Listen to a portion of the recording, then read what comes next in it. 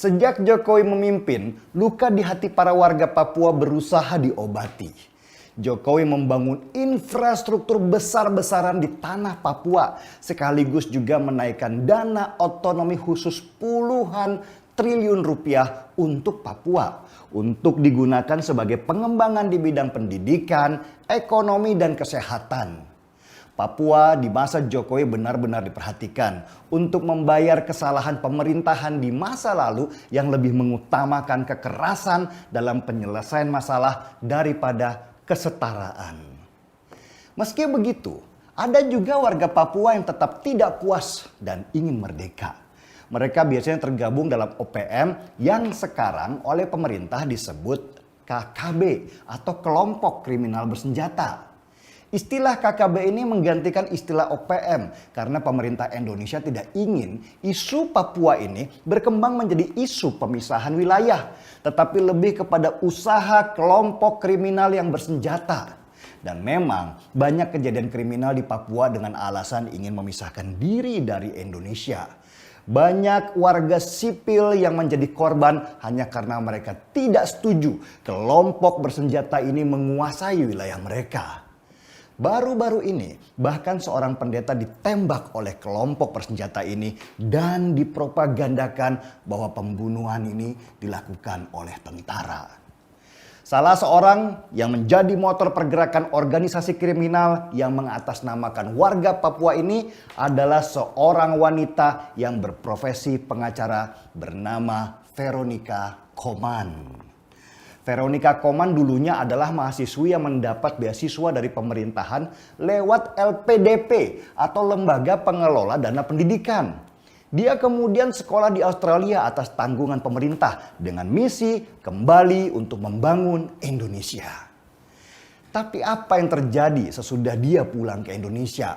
Veronica Koman justru membangun hubungan dengan organisasi Papua Merdeka.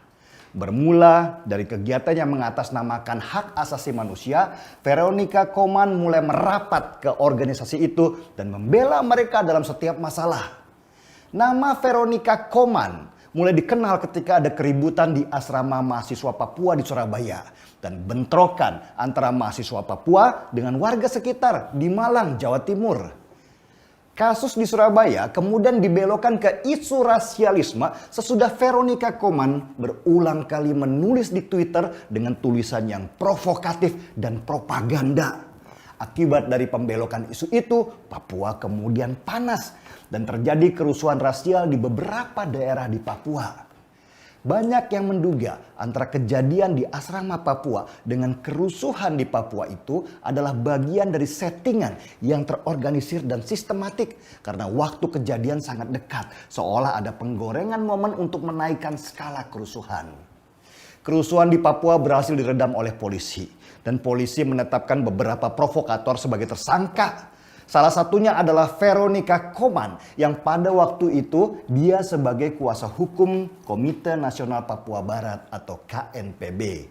Veronica kemudian lari ke Australia dan sampai sekarang dia menetap di sana. Menariknya, di Australia Veronica Koman seakan mendapat tempat.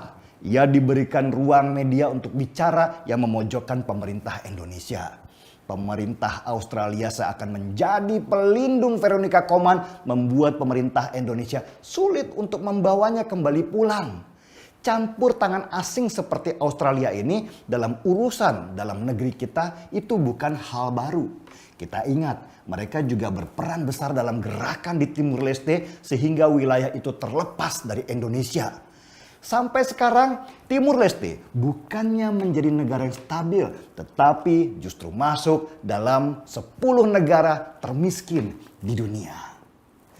Saya jadi kebayang apa yang terjadi pada kakek-kakek kita di masa perjuangan dulu. Mereka berdarah-darah untuk menyatukan Indonesia supaya menjadi negara kesatuan. Mereka mengorbankan nyawa demi sebuah cita-cita dan tujuan yang mulia untuk masa depan. Tetapi pasti ada di antara mereka yang lebih suka menjadi pengkhianat dengan menjual nama negara demi kepentingan. Mereka itulah para pengkhianat yang lahir di sini, besar di sini, cari makan di sini, Tetapi pada akhirnya ketika dia ditawari sesuatu yang bisa memuaskan nafsunya pribadi, ia memilih untuk menjual saudara-saudaranya. Veronica Koman bisa dibilang adalah model pengkhianat negara yang sudah ada sejak dulu kala. Baginya Papua itu hanya barang jualan, dibungkus dengan rapi supaya asing tertarik membeli. Dan dari sanalah dia mendapat uang bulanan atas nama kemanusiaan. Benar kata Bung Karno dulu, Presiden RI pertama. Perjuanganku lebih mudah karena melawan penjajah, tetapi perjuangan kalian akan lebih sulit karena melawan bangsa sendiri.